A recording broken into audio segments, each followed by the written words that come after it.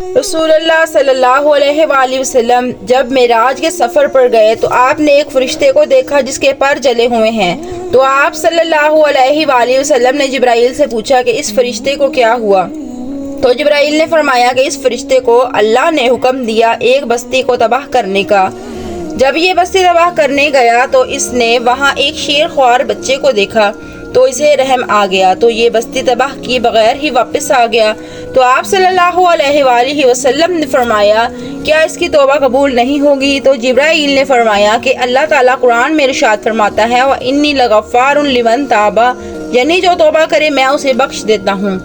तो प्यारे नबी ने फरमाया या अल्लाह इसकी तौबा कबूल फरमा। तो अल्लाह ने फरमाया कि इसकी तौबा ये है कि ये आप सल्लल्लाहु अलैहि वसल्लम पर 10 मरतबा दरूद भेजे।